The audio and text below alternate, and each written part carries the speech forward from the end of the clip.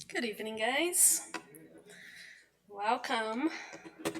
I'm happy that you guys been successful making today. So today, as Tim said, we are talking about success, and this is a part one of two-part lecture. So today we're gonna talk about success itself. What is success? How to recognize some different perspectives on how to think about success. And next time, probably next month or so, we're going to talk about how to create success, how to have a successful life. So let's start with, oops, make sure I play this right.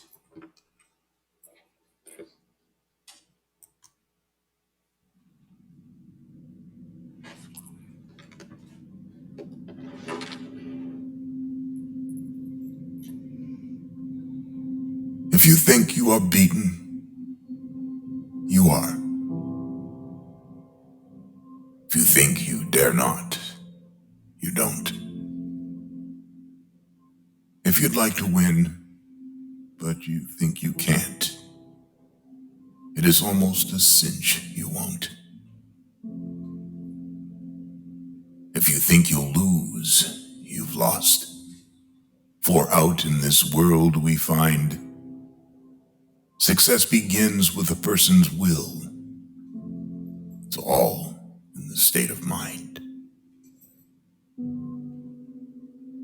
If you think you're outclassed, you are.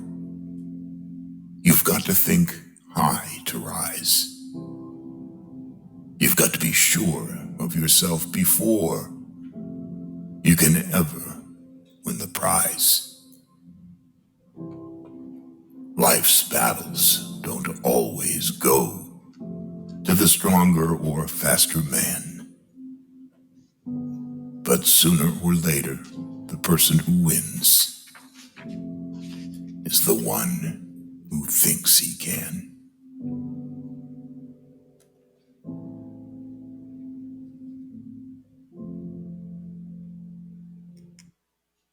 Isn't it beautiful and powerful? Just the voice, his voice itself, bring us to really stop and think about that. And as always, the message that Tim read on the beginning ties to the lecture of the night, because we cannot think that we are special or God's gonna play favorite towards us. Neither is gonna play favorite towards another person. So we are going to go through whatever we need to so we can evolve. And a lot of success will be how we face the things we're going through. So one circumstance may be happening in our life that's something not so positive, but our outcome, our vision on that may make the whole scenario a successful experience. So this lecture, we are going to be studying one chapter from this book, Open Your Heart and Find Happiness. It's from Joanna de Angelis, the same book that we read here on the beginning, is psychographed by Divaldo de Franco. And throughout the whole book, each chapter, she goes through one scenario of things in life, things we go through, topics to think about. So, in that way, we open our heart and we find happiness having a different vision on those topics. So, on chapter 15, she says, only when the human being meets his own conscience and acts in harmony does he achieve the real victory. So right away she starts to give us a clue that we're going to talk about what real victory is. It's not just victory.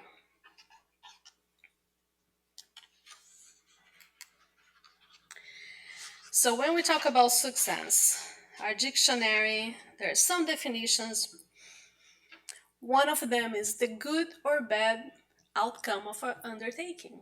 It's quite simple. Something be, can have success or not, depending on how it turns out. Now, when we talk about this kind of success, the thing that most people will have in mind will be somebody having powerful presence, will be surrounded by possessions, by material things, titles and beauty, and having an easy life. Everything is going perfect. It's like if you're watching a advertising for a travel agent, going beautiful places, exotic meals, and everything seems nice and perfect. But Joanna D'Angeli come here and tell us that yeah, that can be a picture of success, but if we take in consideration that everybody is a immortal, spirit, it changes a little bit. When we think about that scenario, it doesn't sound like a real success. So she brings us a different definition of success from the Christian thought, from the Christian sentiment. And she says, success means victory over oneself and over primitive passions. So when she's talking about over oneself, it's when we are recognizing our faults, our issues, our those little things that we try to hide and not and suppress and not let come out. Those are the things that we actually need to look into it. And instead of hiding and suppress, let's acknowledge that this is in fact one of my worst qualities, and what I'm gonna do about that now. And over the primitive passions, those are the things that we are bringing along from reincarnation to reincarnation and keeps lingering and comes to a point that we have enough spiritual maturity that we can say, okay, now in this lifetime, I can deal with this. So every time that we're analyzing ourselves, changing, and that change is a day to day thing. Could be one day you do a tiny little bit better, next day try a little bit better again. That in itself, just the try in itself, it is success. Because we are looking for the betterment of ourselves. So when she brings more light into different type of success, those are the things that she brings to us. There's one that's ephemeral and one that's everlasting. Ephemeral one will be material values in the physical world, in the earth here where we are living. Those are the things that we are achieving, that it may only last for a little bit, or maybe for this incarnation, for this lifetime, but that may not be something that will be everlasting. Those are the spiritual values. Those are the success that we have on our inner self. So examples that she brings of the material success will be that person that have triumphed in business, they have a successful professional life, have a good social position, live around applauses and honors. Now, one thing that she doesn't say, that this is all wrong. She never say this is a bad thing to have. This is actually something that we should strive for. We should look for material success too. If you guys remember on the Spirit's book, on the third part, when we were talking about all the moral laws, one of the moral laws is the law of progress. So achieving material success is part of the progress. It's part of the universal law. So we should not think that, oh, we cannot have triumph in business. We should not be having a professional career because this is not of the spirit. No, those go hand in hand. Now, what she showed us that a person with the spiritual success, having the everlasting kind of success, how would that person look like? They'll be gentle and affable. They'll irradiate goodness. They'll conquer with love. It's the person that comes in and everybody's automatically attracted to it. You feel good just by being around the person. You know, the person goes through ups and downs in life, but they always have that even keel attitude. They always know how to handle all the situations, and seems like no matter how things could go bad for them, they find a way to still achieve success. So here's what Joanna de Angelis alerts us about: two dangers when we are only achieving material values. We're only looking for material success. Say the first one, when we don't acknowledge the emotional and behavior changes generated by peace, affective sensibility, and tenderness, even though we can show during an interchange with another person. So, what she means by that? We are so focused on material values that when we are put in a situation that we're finding expressions of love, of tenderness, of goodness, of all those good emotions, it doesn't even touch us anymore because we don't recognize that as something valuable, because there will be a spiritual kind of value. So that's the first warning that she gave us: be careful when that kind of emotion is not touching you anymore. And the second one, she says, exaltation and glory attracts attention, cause envy and covetousness, comments and competition. So that means we are creating all those circumstances that we are searching for material value, material success. And we are putting all of our effort into that. A lot of people that may be around us are doing the same thing. And once they realize that you are achieving something that they are not, you're going to cause envy. You're going to cause all the bad emotions, or all those essence that the person may try to hide, will bring that to show how those relationships may be.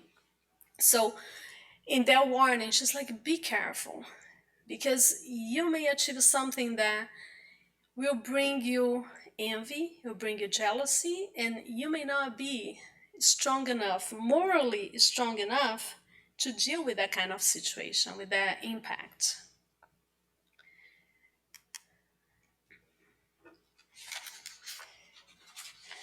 And then she keeps on throughout the chapter. She compares those two types of success. She says that the individual who experiences inner success, he becomes gentle and affable, irradiates goodness, and conquer those who approach him without any extravagance. So it's a person that's nice and even. It doesn't need to be loud, to be showing off, to have material things around, to have jewelry or the better car. Somebody that it's automatic, just out of the vibrations that they are putting out, they are conquering everybody. And on the other hand, but when the triumph is external, it becomes turbulent, imposing concern to maintain the status, to attract attention and reflect fame. So since those kind of triumph is not the everlasting kind, they are very ephemeral, they are only going to last so long. So that make us tend to look more and try again and try to be better, and next day try to achieve more, and we become turbulent. We become the rushness that it's never enough, it's never good enough, and we have to always do better. So she keeps on. Oops. Okay.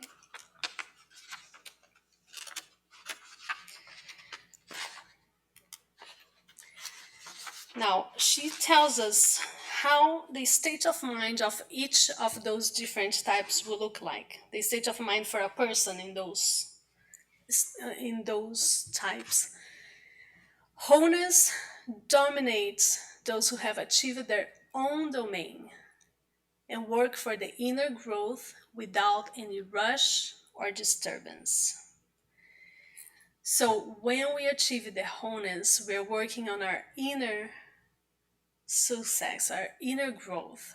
There's the easiness about it. Everything, it's palpable, the strength that we feel during the process. Now, the other one will be, he who enjoys the external projection will suffer from solitude, emptiness, and boredom. Because once they achieve one thing, very fast, it just fizzles away.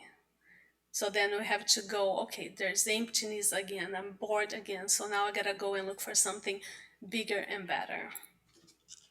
So there's always the sense that they're swimming against the tide. They're always like competing against themselves. And then she tells us that the choices that each one will make, how would that be looking? What would be the result of them?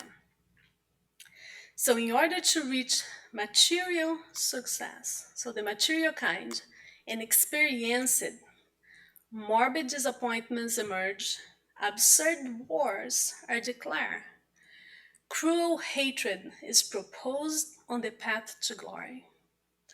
When the person reaches the top, then unjustifiable fear and scandals are used to preserve the position conquer. So when we internally we know that's so ephemeral that we need to preserve what's there. So we are always fighting against, we're always looking to preserve what we have done so far. Now, success over oneself strengthens harmony and increases the joy of living, leading the person to dedicate himself to the task undertaken and contributing in favor of a more balanced and happier social group. So see the difference here. We're talking about we have to preserve, we have to conquer, we have to keep fighting and fighting. And here, not only we are being able to enjoy all the goodness coming out of that, it's not only for ourselves. We are making a whole social group happier because we are bringing that out. Even if we're not looking for, just by living that, we are emanating all the happiness.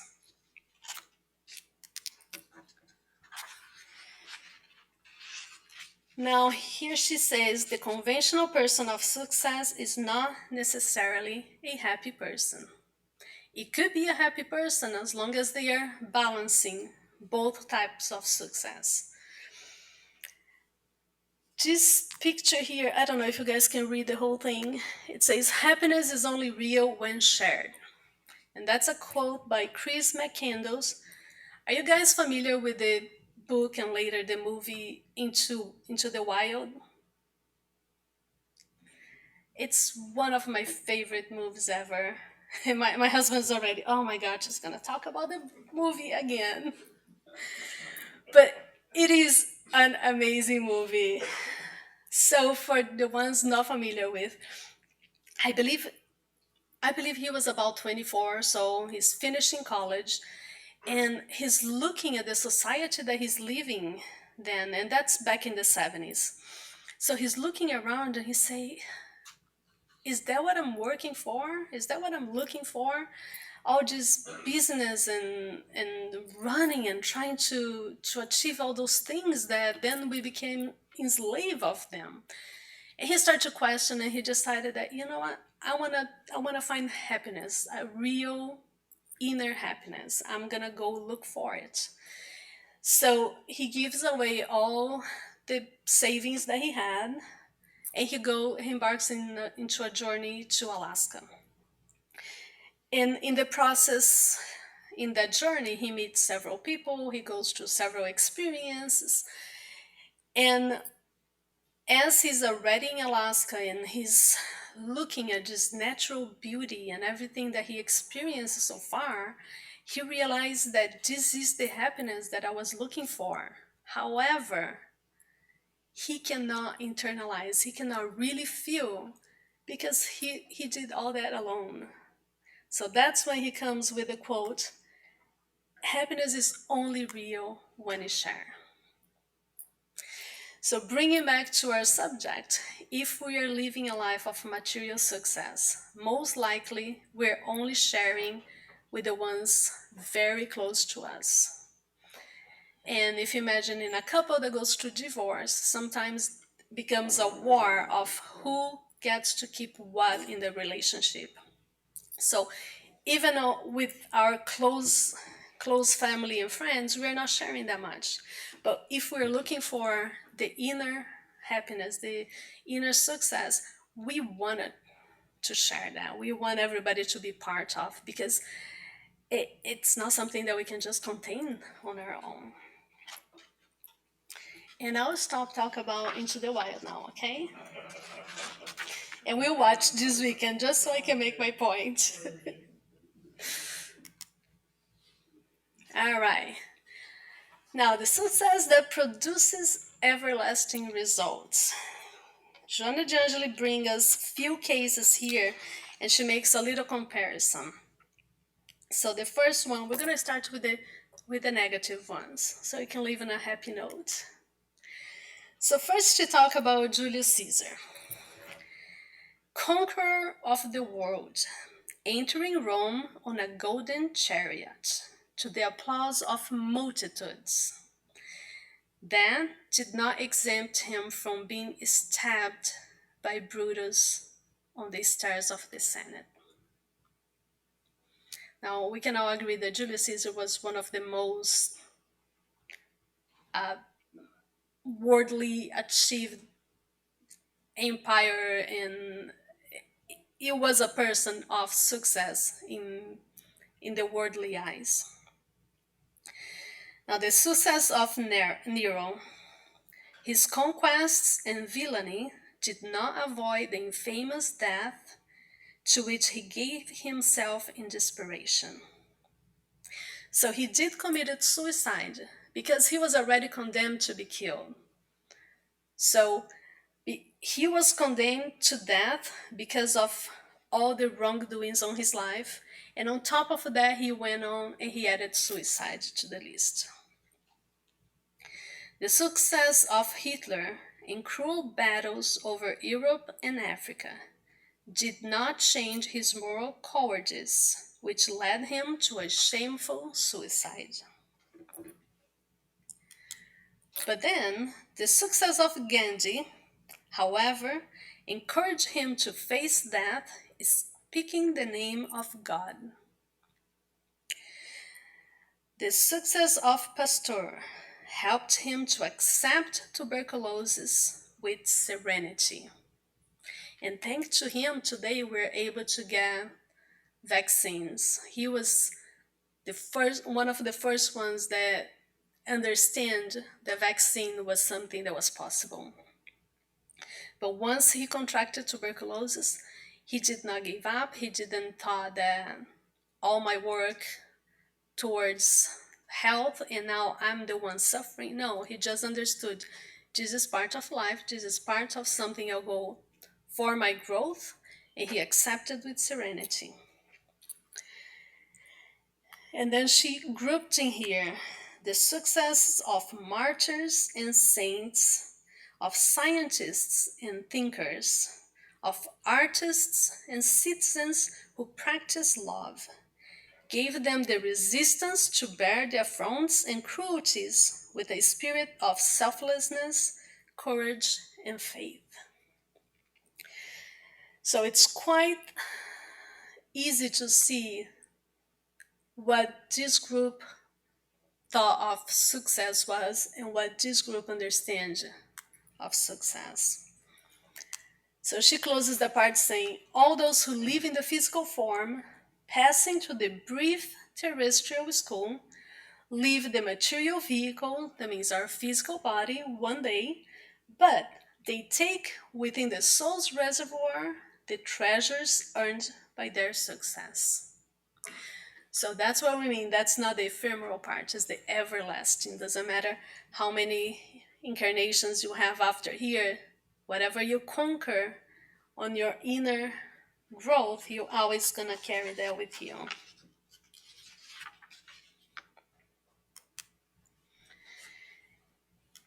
And then she finished the chapter with 3 very powerful advices for us. First, she say, evaluate by yourself what is the most valuable success, the one that really deserves your total dedication. So, by yourself, do not go ask your mom, your spouse, any book.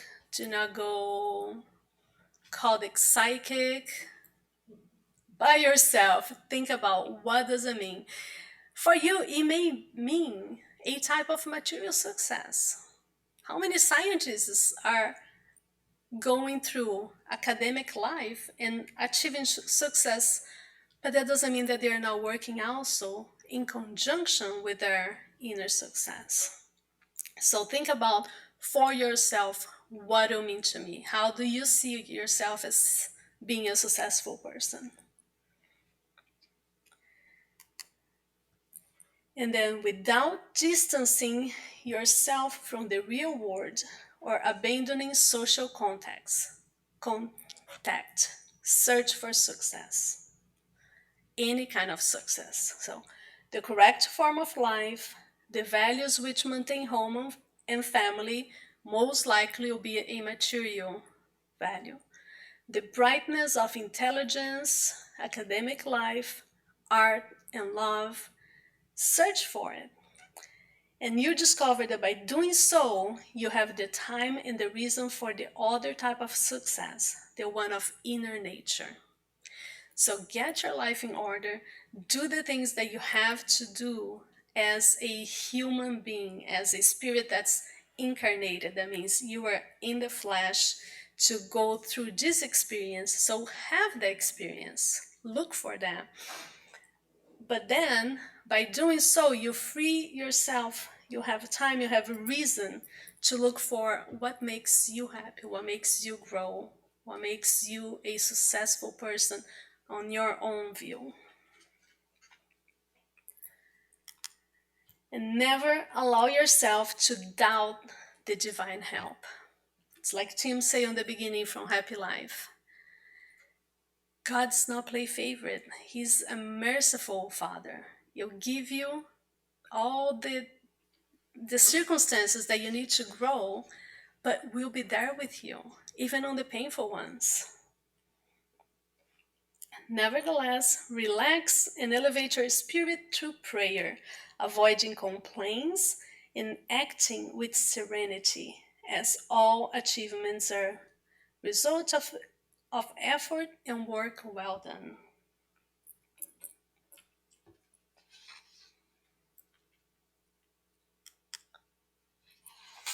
So one more video for you guys.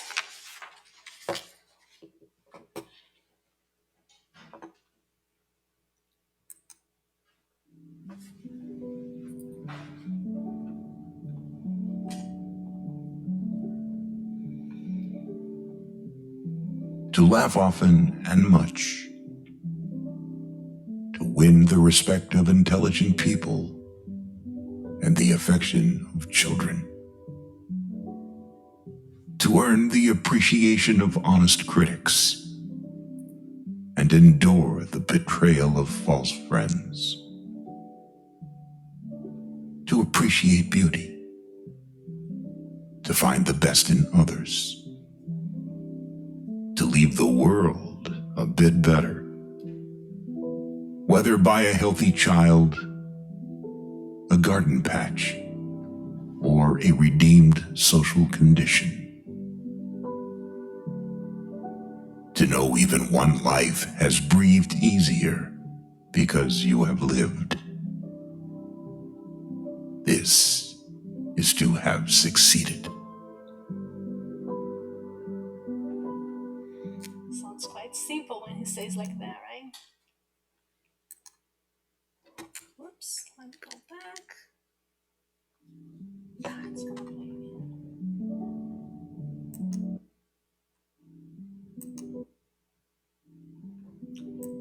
Alright then. Before we get there, let me go back here then. So, success. It's not a tally of the things that we're accumulating in this life. It is an account of how we live, what we are doing while we're here, how are we conducting our lives. There is really no promise. Nobody says that a good life means an easy life. You guys familiar with the term growing pains? That's actually a medical term because the body does feel pain when it's growing. The same goes with our spirit. Sometimes it's through the pain that we expand, that we grow, that we mature.